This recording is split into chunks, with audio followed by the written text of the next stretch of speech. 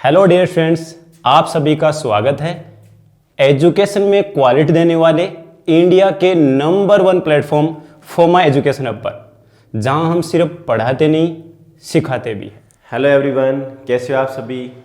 तो आपका हमारे एजुकेशन प्लेटफॉर्म फोमा एजुकेशन हब पे तहे दिल से स्वागत है। तो बच्चों, जैसा कि आपको पता है कि हम क्लास 12 की जो फिजिक्स है, चैप्टर नंबर 1 है विद्युत आवेश तथा क्षेत्र, उसको हम पढ़ रहे हैं। 2-4 टॉपिक हमने अच्छे अच्छे डिस्कस कर भी लिए हैं। आज का जो अपना टॉपिक है ये बहुत ज़्यादा इंपॉर्टेंट है। जितने भी कॉम्पिटिटिव एग्जाम में जो न्यूमेरिकल्स आते हैं या अपने बोर्ड एग्जाम में जो न्यूमेरिकल्स आते हैं, वो सब के सब इसी टॉपिक से रिलेटेड होते हैं। सर, कूलाम के नियम का जो सदिश निरूपण है, क्या उससे भी कोई क्वेश्चन पुटअप होते हैं क्या? बिल्कुल, वहाँ से भी क्वेश्चन पुटअप होते हैं, लेकिन वो इनडायरेक्टली नहीं होंगे। आप मतलब डायरेक्टली नहीं होंगे, वो इनडायरेक्टली रहेंगे। और वो जो न्यूमेरिकल्स होते हैं वो इसी टॉपिक से रिलेटेड रहेंगे। अब वो कैसे बच्चों, यहाँ पे समझो। यहाँ पे अध्यारोपण का सिद्धांत या टॉपिक क्या है अपना? बहुल आवेशों के मध्य बल या बलों के अध्यारोपण का सिद्धांत। टॉपिक का नाम आज अपने पास में बहुल आवेशों के मध्य बल। कूलाम का नियम तो केवल हमने 2 आवेशों के मध्य बल पढ़ा था, और आज हम पढ़ेंगे बहुल आवेशों के मध्य बल, बहुत सारे आवेशों के मध्य बल। ठीक है, तो इसके लिए मैंने क्या किया, सबसे पहले एक निकाय मान लिया बच्चों। निकाय क्या होता है बच्चों? जिसके ऊपर हम अध्ययन करते हैं। एक ऐसा सिस्टम, इंग्लिश में सिस्टम बोलते हैं, हिंदी में निकाय बोलते हैं। तो एक ऐसा तंत्र जिसके ऊपर हम अध्ययन करते हैं, वो आइसोलेटेड भी हो सकता है या कुछ और भी हो सकता है, लेकिन हम जनरली आइसोलेटेड की बात करते हैं कि बाहर क्या हो रहा है, आसपास में क्या है, डजंट मैटर, हम उस पर ध्यान नहीं देंगे। तो मैंने यहाँ पे एक निकाय बनाया है जो कि आपको एक गोलाकार से नजर आ रहा होगा। ये निकाय किसी प्रकार का हो सकता है, आप किसी भी स्ट्रक्चर बना सकते हो, कैसे भी। ठीक है, अब इसमें हम क्या कर लेते हैं, बहुत सारे बिंदु आवेश रख लेते हैं और फिर हम अध्यारोपण की बात करेंगे। सर, अध्यारोपण होता क्या है? अगर आपने उस अध्यारोपण को समझ लिया तो ये समझना बच्चों कि आपको सदिश, जितने भी सदिश राशियां हैं, उनका जो आप परिणामी निकालते हो ना, वो भी आप कैलकुलेट करना सीख जाओगे। ये अध्यारोपण का जो सिद्धांत है, जितने भी सदिश हम लेते हैं, चाहे वो संवेग हो, चाहे वो बल हो, चाहे वो वेग हो, जितने भी हम लेते हैं, विद्युत क्षेत्र की तीव्रता, चुंबकीय क्षेत्र की तीव्रता, जितनी भी सदिश राशियां हैं, उन सब का जो परिणामी हम कैलकुलेट करते हैं, वो इस अध्यारोपण के सिद्धांत से ही कैलकुलेट करते हैं। तो यहाँ पे बच्चों देखो, मैंने क्या किया है, यहाँ मैं क्या करता हूँ, 3-4 बिंदु आवेश ऐसे रख लेता हूँ। सबसे पहले एक बिंदु रख लेता हूँ यहाँ पे कॉमन, ये रहा O। इसको मैं यहाँ पे कर लेता हूँ एक बिंदु। 1 मिनट बच्चों रुकना।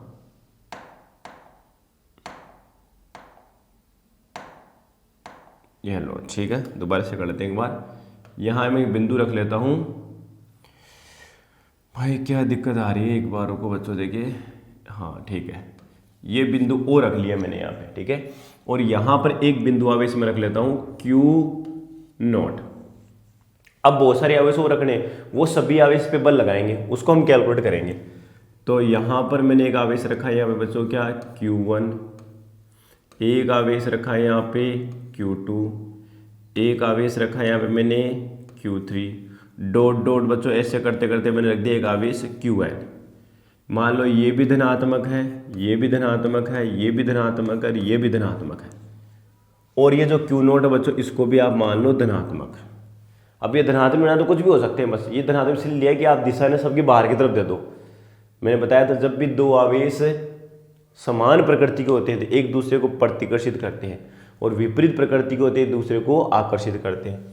तो ये वाला आवेश इस वाले आवेश पे बल लगाएगा बच्चों, किधर है, हम तीर का निशान लेके और इसको करते हैं। फिर देखो तो ये वाला आवेश इस पे बल लगाएगा, ये वाला आवेश इस पे बल लगाएगा इस दिशा में। ठीक है, ये अपना पहला बल हो गया, जिसको हम यह नाम दे देते हैं, एक बार इंक चेंज कर लेते हैं पूर्ण। इस बल को हम नाम दे देते हैं, सर ये जो बल है ना अपना, ये है F01 वेक्टर। शायद कलरफुल विजिबल है, नहीं है, चलो एक बार इसको दोबारा से अपन कलर को चेंज कर लेते हैं। बच्चों, इस टॉपिक को ढंग से समझने की कोशिश करना। अगर आपने ये टॉपिक समझ लिया तो समझ लो इस टॉपिक में कभी कोई दिक्कत आने वाली नहीं है आपको, इस चीज़ की गारंटी मैं देता हूँ। तो देखो ये अपने पास में क्या हो गया, F01 वेक्टर। हाँ, ये कलर तो फिर भी विजिबल है। दूसरा देखो, ये भी पॉजिटिव, ये भी पॉजिटिव, ये भी इस पर बल लगाएगा। तो ये इस पे किधर बल लगाएगा सर, ये इस पे बल लगा रहा है इस दिशा में, ठीक है। ये बल लगा रहा है, यहाँ से स्टार्ट कर लेते हैं, ये बल लगा रहा है इस पे इस दिशा में। मैं बाहर की तरफ दिखा देता हूँ ऐसे, है ना, जिससे यहाँ पे पॉइंट नहीं आपको दिखे नहीं भाई, ऐसे नहीं होगी सर। वैसे तो इसके अंदर अंदर रखना ही डायरेक्शन, लेकिन यहाँ मैंने बना दिया इसको। यहाँ जो बल है वो है अपने पास में F0 वेक्टर, ये भी बाहर की तरफ लग रहा है। ये Q03 किधर लगाएगा सर, ये इस पे बल लगा रहा है इस दिशा में, ठीक है। इसको हम नाम दे देते हैं क्या, F03 वेक्टर, ठीक है। और Q1 की वजह से हम क्या नाम दे देते हैं, Q1 की वजह से सर हमारे पास में बल आ जाएगा इस दिशा में, और इस बल को हम नाम दे देते हैं F0n वेक्टर। अब देखो बच्चों, ये मैंने नाम दिए किस हिसाब से दिया आपको पता लगे होगा। पहला जब हमने कूलाम के नियम का सदिश निरूपण पढ़ा था, मैंने कहा था Q0 पे Q1 की वजह से तो Q01 नाम दे दिया, Q0 पे Q2 की वजह से तो Q02 नाम दे दिया, Q0 पे Q3 की वजह से तो Q03 नाम दे दिया, Qn की वजह से, Q0 पे Qn की वजह से तो F0n नाम दे दिया। आप चाहो तो इस स्पेयर को हटा सकते हो, ऐसे कोई दिक्कत नहीं है, आप केवल ऐसे बस डायग्राम बना लो। ये तो स्पेयर एक जो बनाया ना मैंने आपका निकाय, वो देखा दिखाने के लिए बनाया, बाकी आप चाहो तो बस ऐसे 1 2 3 4 खूब। अब मुझे एक चीज़ बताओ, ये जो हमारा बिंदु आवेश था, ये जो बिंदु आवेश यहाँ पड़ा था, इस पे परिणामी बल कितना लगा। अब काफ़ी बच्चे इसके परिमाण को डायरेक्ट जोड़ देते हैं, नहीं बच्चों, ध्यान रखना बच्चों, सदिशों में रदिशों में बहुत बड़ा फर्क है। सदिशों में हम जब भी परिणामी निकालते हैं तो ये जितने भी बल लग रहे हैं ना, इन सब का परिमाण तो आपको याद रखना है, लेकिन इनकी दिशाएं भी साथ में याद रखनी है, दिशाएं भी साथ में लगानी है और फिर जोड़ना है, तब तो आपका परिणामी बिल्कुल सही मिलेगा। और अगर अदरवाइज आपने केवल परिमाण को जोड़ दिया तो आपकी कैलकुलेशन पूरी गलत है। फिर तो अदिशों में और सदिशों में फर्क क्या रहा। इसका मतलब यहाँ पर यही कहा गया है कि ये जो Q0 है, इस पे जो परिणामी बल लगेगा, यहाँ पे जो मैं लिख रहा हूँ F0 के ऊपर है, नोट का मतलब इसके ऊपर बल, परिणामी बल, वो किसके बराबर है सर, वो F0 vector plus F02 vector plus F03 vector plus dot dot dot dot जितने भी आपके बल हैं प्लस F0n वेक्टर। तो अभी मैं स्टेटमेंट बताने वाला हूँ कि स्टेटमेंट क्या बन रहा है। देखना यहाँ पे स्टेटमेंट क्या बन रहा है। तो पहले मैं इसको, इस चीज़ को आपके बॉक्स में है ना, इसे कवर कर लेता हूँ। ये तो अपने पास में एक जनरल फॉर्मूला आ गया कि सर इस तरह से अपने पास में F01 vector, F02 vector, F03 vector dot dot dot dot plus Fn vector. लेकिन स्टेटमेंट क्या हो, या अध्यारोपण का सिद्धांत क्या कह रहा है वो देखो। अभी यहाँ पे सर ये अध्यारोपण का सिद्धांत कह रहा है कि किन्हीं बिंदु आवेशों के निकाय के कारण, बच्चों स्टेटमेंट को समझना, किन्हीं बिंदु आवेशों के, किन्हीं बिंदु आवेशों के निकाय के कारण, निकाय के कारण किसी एक बिंदु आवेश, एक बिंदु आवेश ये अपना है ना, किसी एक बिंदु आवेश, किसी एक बिंदु आवेश पर परिणामी बल का मान, परिणामी बल का मान उस आवेश पर, उस आवेश पर निकाय में उपस्थित, उस आवेश पर निकाय में उपस्थित अलग अलग आवेशों द्वारा, उपस्थित अलग अलग आवेशों द्वारा लगाए गए बलों के सदिश योगफल के बराबर होता है। लगाए गए बलों के सदिश योगफल के बराबर होता है। देखो यहाँ पे लाइन क्या लिखी है, इस स्टेटमेंट को पढ़ लो बच्चों और फिर आराम समझ में आएगा कि किन्हीं बिंदु आवेशों के निकाय के कारण, क्लियर है, किसी एक बिंदु आवेश पर परिणामी जो बल है, नेट जो फोर्स लगेगा का मान उस आवेश पर निकाय में उपस्थित अलग अलग आवेशों द्वारा लगाए गए बलों का सदिश योगफल के बराबर।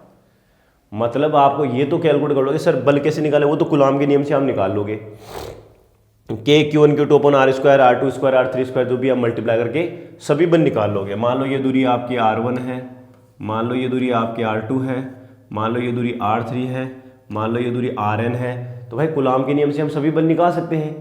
अब उन बलों को डायरेक्ट जोड़ना नहीं है, उनकी दिशाएं भी याद रखनी, इसलिए मैंने सबके ऊपर वेक्टर लगाया है। और डायरेक्ट में चाहता तो यहाँ पे ऐसे भी लिख सकता था F01 F02 F03 F04, नहीं बच्चों ध्यान रखना वेक्टर योगफल करना है, वेक्टर आपको जो वेक्टर के फॉर्म में जोड़ना है, सदिश योगफल करना है, मतलब परिमाण के साथ साथ दिशा भी देनी है। इसको एक एग्जाम में समझाता हूँ, आपको बहुत अच्छी तरह समझ में आएगा कि सर ये होता है क्या अध्यारोपण का सिद्धांत।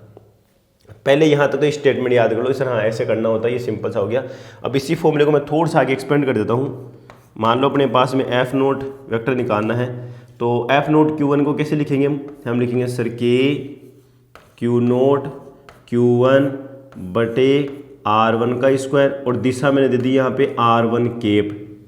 बच्चों ये R1 केप क्या है, या तो R1 केप बोल दो या R01 बोल दो, नोट 1 का R1 नोट बोल दो या नोट 1 बोल दो, इधर से इधर की तरफ, या केवल R1 केप बोल दो। R1 केप क्या है, यहाँ से इस दिशा में इकाई सदिश है, इधर से इस दिशा में एक इकाई सदिश है।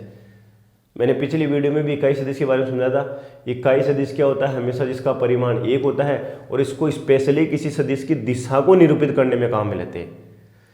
तो मैंने यहाँ पे R1 केप एक इकाई सदिश लिया है जिसकी दिशा मैंने बोली कि इधर से इधर की तरफ है, इधर से इधर की तरफ। अब सर परिमाण तो इसका एक है, केवल दिशा के लिए आपने काम में लिया, और ये किसकी दिशा को बता रहा है, इस बल की दिशा को। सेम ऐसे मैंने यहाँ लिख दिया K Q0, इस बार कौन सा आवेश बल लगा रहा है Q2, तो दोनों का गुणनफल और इनके बीच की दूरी कितनी हो जाएगी R2 का स्क्वायर, और वो इकाई सदिश बच्चों हम क्या लिख देंगे R2 का केप। बिल्कुल सिंपल सा है। ऐसे सभी बलों को आप लिखते जाओ, डॉट डॉट डॉट n पे जाएंगे तो क्या हो जाएगा K Q0 Qn divided by Rn का स्क्वायर, और यहाँ क्या आ जाएगा Rn केप आ जाएगा। अब इसका हम एक जनरल फॉर्मूला बनाए, देखो क्या आ रहा है, यहाँ तक लिख के छोड़ दो कोई दिक्कत नहीं है, लेकिन मैथ में आपने देखा होगा बड़े एक्सप्रेशन को एक शॉर्ट एक्सप्रेशन में लिखा जाता है।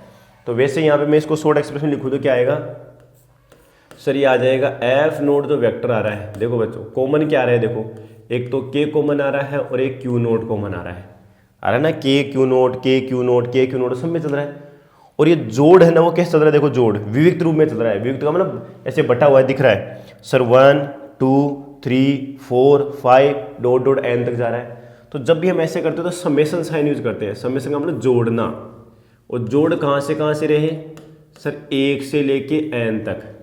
i एक नंबर है, एक आपका चर पद लिया है मैंने जो 1 से n तक जाएगा, और इस समेशन का मतलब होता है आप जोड़ते जाओ 1 2 4 6 10 जो भी आप जोड़ रहे हो उसके लिए हम समेशन काम में लेते हैं। और इस समेशन क्या कर रहा है कि यहाँ आपका ऊपर q है, यहाँ इधर i है, नीचे भी आपका i है, स्क्वायर है, और इधर क्या है QIR का केप।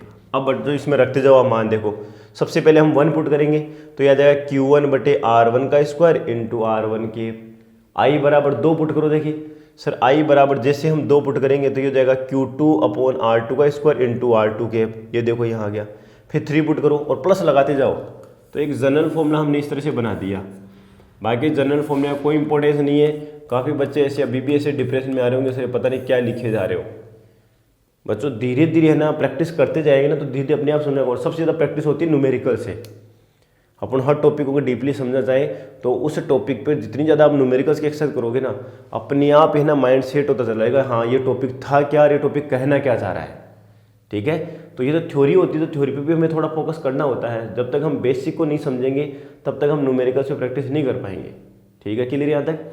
चलो अब मैंने कहा था इसको एक एग्जाम्पल से आपको समझाता हूँ कि बलों के अध्यारोपण का सिद्धांत का मतलब क्या है। ठीक है, चलो हम एक बार नेक्स्ट स्लाइड ले लेते हैं और यहाँ आप समझते हैं इसको। देखो बच्चों आपको क्वेश्चन क्या दिया हुआ था, मैं इस क्वेश्चन को आपको एक बार नॉर्मल समझाता हूँ ऐसे क्वेश्चन के तरीके। बलों का अध्यारोपण का सिद्धांत है क्या चीज़? देखो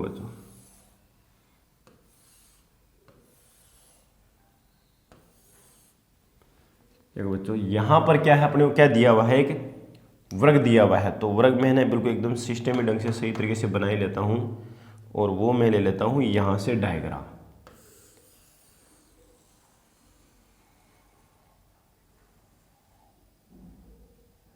ये लो बच्चों, ठीक है, बिल्कुल वर्ग सही नज़र आ रहा है, कोई ज़्यादा स्पेशल चीज़ है नहीं अपने पास यहाँ।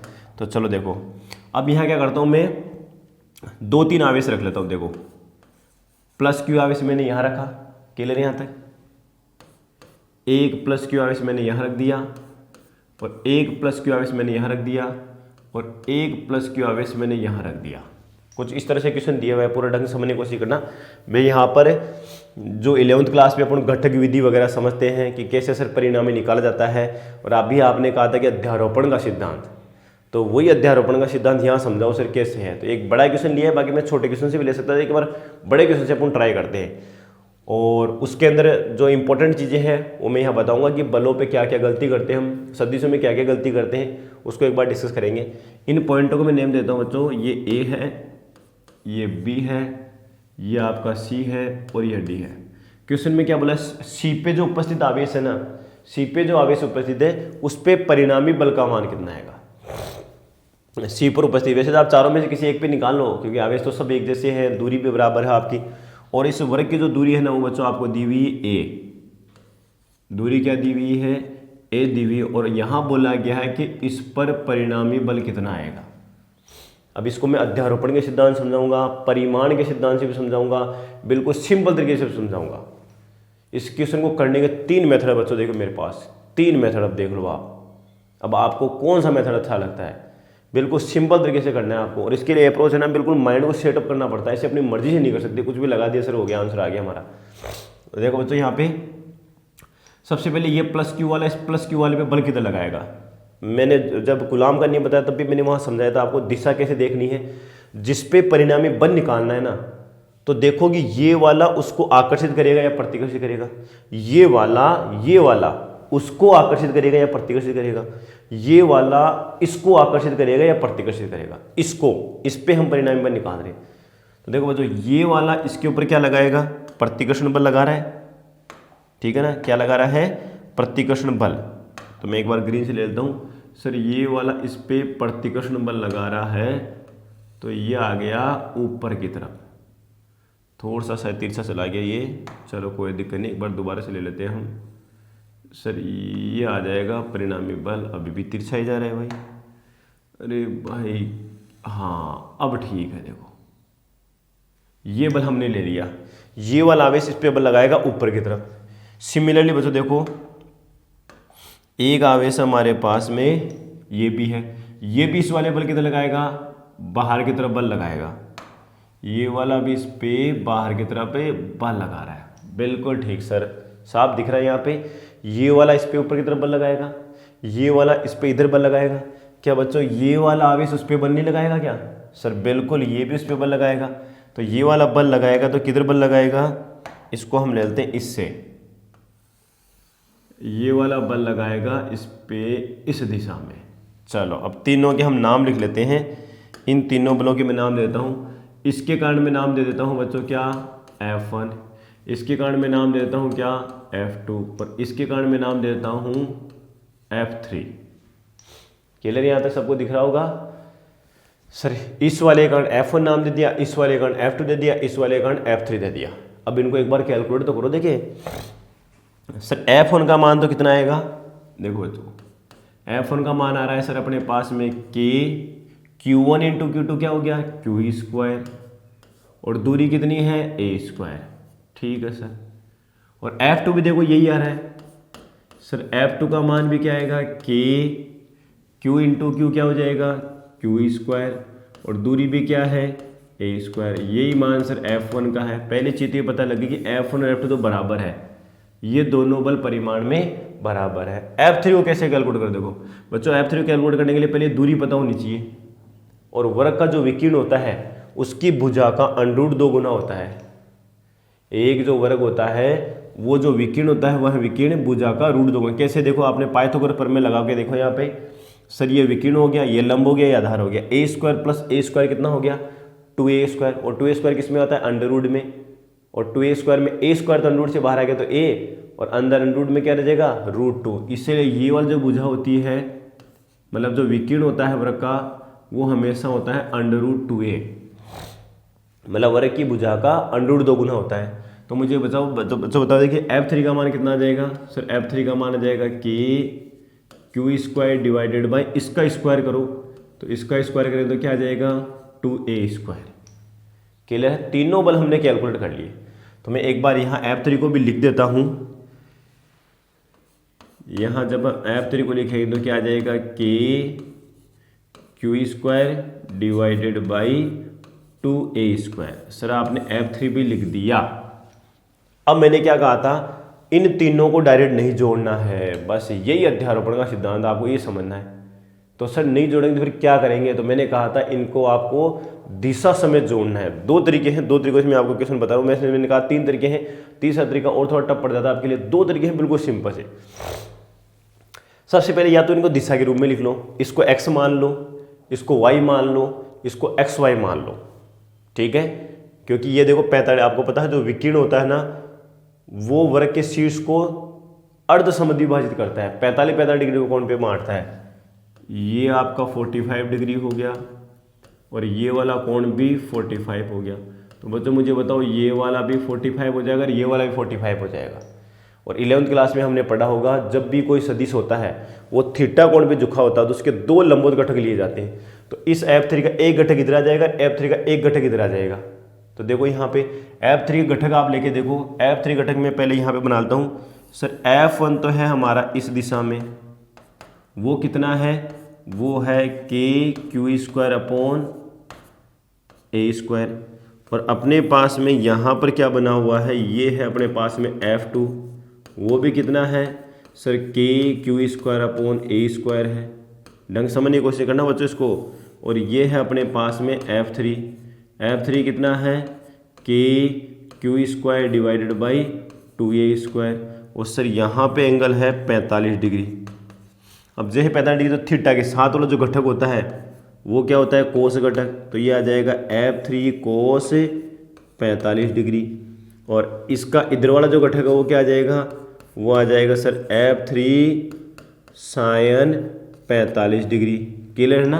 11वीं क्लास में जब हमने समांतर चतुर्भुज का नियम पढ़ा था, उसके बाद में हमने पढ़ा था सदिशों का वियोजन। एक सदिश को दो परस्पर लंबवत घटकों में विभाजित किया जा सकता है। तो इधर आपका x है, इधर आपका y है। तो सर ये ना तो x में है ना y में है, ये xy तल में है, तो इसके घटक लेने पड़ेंगे। और जैसे में इसके घटक लेते हैं तो थीटा के साथ वाला घटक हमेशा कोस घटक होता है, थीटा के साथ वाला हमेशा कोस घटक होता है। तो f3 का कोस घटक हो गया f3 कोस 45, और दूसरा जो लंबवत घटक है वो क्या हो जाता है साइन थीटा। तो f3 साइन 45। अब बच्चों देखो, ये दोनों सदिश एक ही दिशा में है, जुड़ जाएंगे। ये दोनों सदिश भी क्या एक ही दिशा में है, जुड़ जाएंगे। सर आपने कैसे जोड़ दिया डायरेक्ट, अरे भाई जब दिशा सेम है तो सदिश जुड़ते ही हैं। इसका मतलब सर अगर हम इसको परिणामी बनाए तो देखो बच्चों परिणामी क्या आ रहा है अभी, सर x दिशा में तो अपने पास में आ गए, कुल मिला के बल कितना आ गया f1 प्लस f3 कोस 45, f1 प्लस f3 कोस 45। और इस y दिशा में टोटल परिणामी बल कितना आ गया, इसको मैं नाम देता हूं क्या fx। और ये जो अपने पास y दिशा में परिणामी बल है इसको नाम देते हैं हम fy। fy क्या आ रहा है f2 plus f3 sign 45 degree. ठीक है, दोनों बल आ गए। अब इन दोनों के मान हम निकाल लेंगे, कोई ऐसा कोई दिक्कत है नहीं सर भाई कैसे कैलकुलेट करें। f3 अपने को पता ही है, कोस 45 का मान 1/√2 होता है, साइन 45 का मान भी 1/√2 होता है। अब ये दोनों बल जब 90 डिग्री पे है, ये दोनों बल जब 90 डिग्री पे है तो सर एक तो x डायरेक्शन में आ गया, तो x डायरेक्शन में आ गया तो देखो परिणामी बल, अभी मैंने कहा था अध्यारोपण का सिद्धांत देखो क्या आ रहा है सर, परिणामी बल को आपने f वेक्टर दे दिया तो एक तो आ रहा है fx, एक बल तो पूरा क्या fx कौन सी दिशा में है x दिशा में, तो आपने लिख दिया fi के। एक कौन सी दिशा में है वाई दिशा में, तो आपने क्या लगा दिया जे कैप। यही तो है अध्यारोपण का सिद्धांत। सर 2 बल 3 बल 4 बल जो भी आ रहे हैं उनको आपने परिमाण के साथ साथ दिशा लगा के जोड़ा है और इससे परिणाम ही आएगा, 100% आएगा। तो पहले आप एफ एक्स और एफ वाई को ऐड करो और दिशा समेत ऐड करो। तो यहाँ पर अपन एक बार नेक्स्ट स्लाइड ले लेते हैं और नेक्स्ट स्लाइड पे देखो याद कर लो, एफ वन का मान था के क्यू स्क्वायर अपॉन ए स्क्वायर, एफ थ्री का मान क्या है के Q square upon 2a square. तो हमारे पास में दो मान क्या आ रहे हैं सर, जो परिणामी बल आ रहा है वो आ रहा है एफ एक्स आई केप और प्लस आ रहा है F Y J cap. Sir F X तो क्या था, F1 प्लस F3 कोस 45 डिग्री और क्या लगाया था आई केप, प्लस Fy क्या था, Fy था sir F2 plus F3 sign 45 degree और ये लगा दिया आपने जे केप। ठीक है, ये अपने पास में एफ वेक्टर आ गया। पहले मैं पूरा सदिश कैल करूंगा फिर परिणामी निकालूंगा बच्चों, लास्ट में परिणामी निकालूंगा डायरेक्ट, परिणामी का परिमाण। अभी मैं केवल सदिश रूप में लिख रहा हूँ, आपको सिखा रहा हूँ कैसे। F1 का मान क्या था सर के क्यू स्क्वायर अपॉन ए स्क्वायर था, देखो अपनी कॉपी के अंदर। F3 का क्या था सर, ये था के Q square upon 2a square और कोस 45 का मान कितना हो जाएगा 1/√2। ये दोनों मिला के किधर है आई केप दिशा में है, बिल्कुल सर आई केप दिशा में है। और इधर भी सेम टू सेम ये टर्म आ रही है, देखो आप के क्यू स्क्वायर अपॉन ए स्क्वायर और plus K Q square upon 2a square. F three यही था और साइन 45 का मान भी कितना होता है 1/√2 और इधर क्या लगा देंगे यहाँ पे जे केप लगा देंगे। ठीक है ना, इधर आई केप लगा दिया उधर जे केप लगा दिया। ये तो आ गया आपका सदिश निरूपण अध्यारोपण के सिद्धांत से। अब अगर अपन परिणामी निकालते हैं, परिणामी का परिमाण, तो परिमाण निकालने का तरीका सीखा होगा आपने 11वीं क्लास के अंदर। सब दो लंबो सदिश होते हैं तो उनका परिणामी कैसे निकालते हैं, √a² प्लस b²। ये रहा a, ये रहा b, तो सर परिणामी कैसे निकालेंगे, अंडर लगाएंगे, इसका स्क्वायर मतलब के क्यू स्क्वायर अपॉन ए square plus K Q square upon 2√2 का स्क्वायर। ठीक है ना, सॉरी यहाँ पे स्क्वायर नहीं करना, यहाँ तक ही लिख दिया अपन, ए स्क्वायर लिखना था मुझे, यहाँ पे ए स्क्वायर, ये नीचे की तरफ क्या है ए स्क्वायर, होल स्क्वायर करना है पूरे का, होल स्क्वायर करना है अपने को पूरी टर्म का। देखो करो, देखिए होल स्क्वायर पूरी टर्म का, तो सर यहाँ जाएगा ए स्क्वायर, इस पूरी टर्म का होल स्क्वायर करना है, फिर प्लस इस वाली पूरी टर्म का whole square, K Q square divided by a square plus K Q square divided by 2√2a square का होल स्क्वायर। अब देखो सर इतनी बड़ी बड़ी चीज़ें भी थोड़ी ना सोल्व होती है, बिल्कुल होती है बच्चों। देखो दोनों सेम सेम है, डबल कर दूं उसको रूट के अंदर, बिल्कुल सर डबल हो जाएगा ये। देखो इसको डबल किया तो सर अंडर में आ गया 2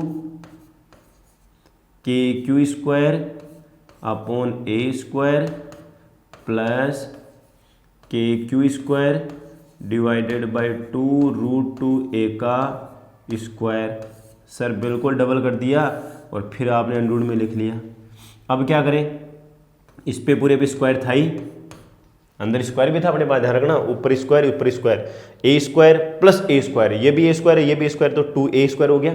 अब सबको पता है अंडर में जब स्क्वायर होता है तो वो स्क्वायर से रूट कैंसिल हो जाता है, तो सर ये तो बाहर जाएगा लेकिन अंडर अंदर ही रह जाएगा, तो √2 तो अंदर रह जाएगा और ये जो स्क्वायर ये रूट को कैंसिल कर देगा, तो क्या आ जाएगा सर, ये आ रहा है के क्यू स्क्वायर अपॉन ए स्क्वायर और प्लस आ रहा है सर के क्यू स्क्वायर डिवाइडेड बाई 2√2 का ए स्क्वायर। आया नहीं आया यहाँ तक, बिल्कुल सर यहाँ तक आ गया। अब चाहो तो आप कॉमन लेके कर लो या फिर आपका सोल आंसर हो गया, केवल के क्यू स्क्वायर अपॉन ए स्क्वायर कॉमन ले लो आप।